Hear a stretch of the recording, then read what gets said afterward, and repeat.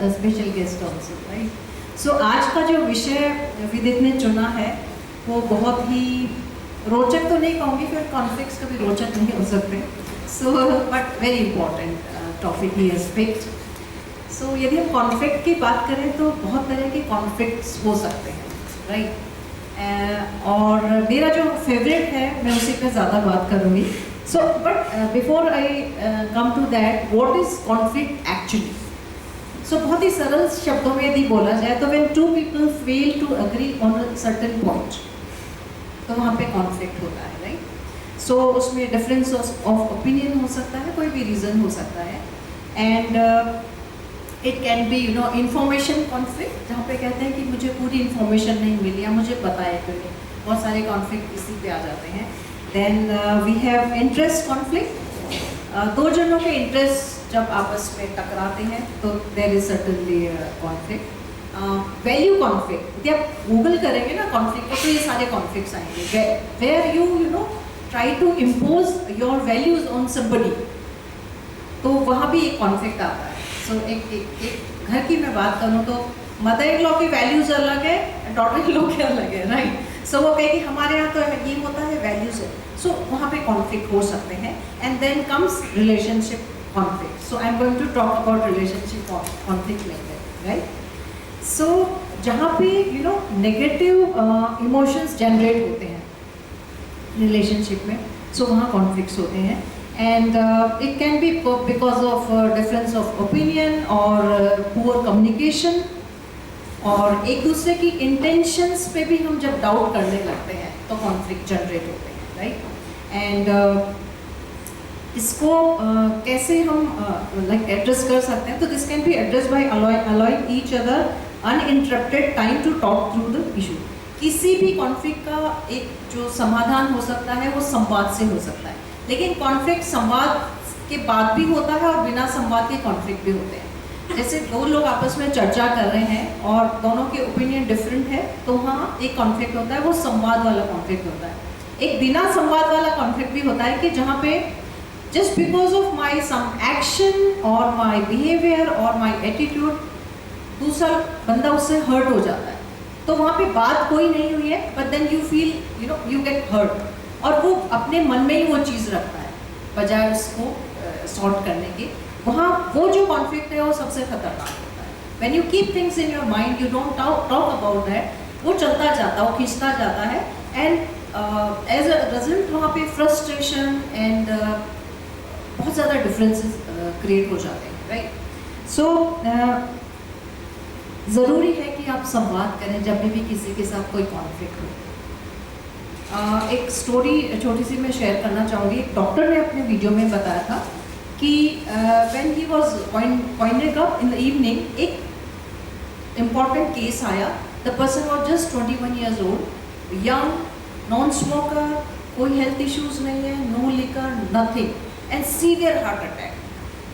सो जब सारे उसको इनिशियल जो ट्रीटमेंट देने थे देने के बाद उसने उसकी फैमिली को बुलाया, and he wanted to know what is the reason कि इतनी यंग एज में, and he was married and he was having 4 months daughter. So उनकी फैमिली वालों से मिला तो पता चला इसका एक डिवोर्स पिटिशन फाइल हुई है.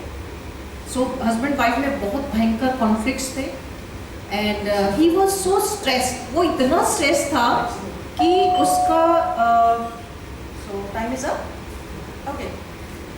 सो कॉन्फ्लिक्ट बढ़ते बढ़ते इतना हो गया कि उसका स्ट्रेस लेवल बहुत ज़्यादा बढ़ गया एंड उसको सीवियर हार्ट अटैक आ गया. सो डॉक्टर ने उसकी वाइफ को बुलाया, हालांकि सेपरेशन चल रहा था, but still he called her, and उसने कहा कि आप लोग बाद में जो भी करना है कीजिए, लेकिन ये 4 महीने जब भी ओपीडी में आए आप उसका हाथ पकड़ के उसको लेके आएंगे. This is the only thing I require from you.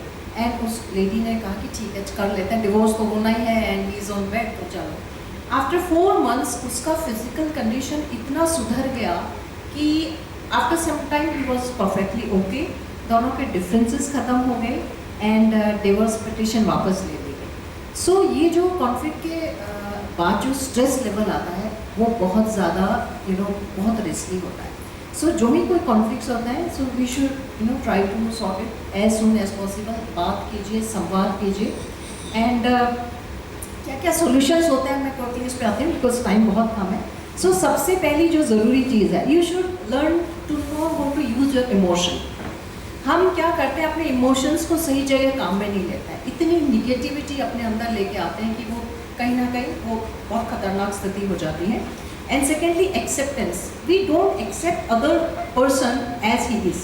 हम चाहते हैं हमारे हिसाब से हो, बट ऐसा नहीं होना चाहिए, वो तो वैसा ही रहेगा। सी सब अपने अलग अलग परिवेश में बड़े पले हैं, ठीक है, 20 ईयर्स 30 ईयर्स तक वो एक अलग परिवेश में है, यदि वाइफ दूसरे घर आई है वो अलग परिवेश में है, तो दोनों में एक सी ओपिनियन नहीं हो सकती। बट हम क्या करते हैं, इतनी ज़्यादा एक दूसरे से एक्सपेक्टेशन रखते हैं, सो वो बहुत रिस्की है। तो you should always have a least expectations from other.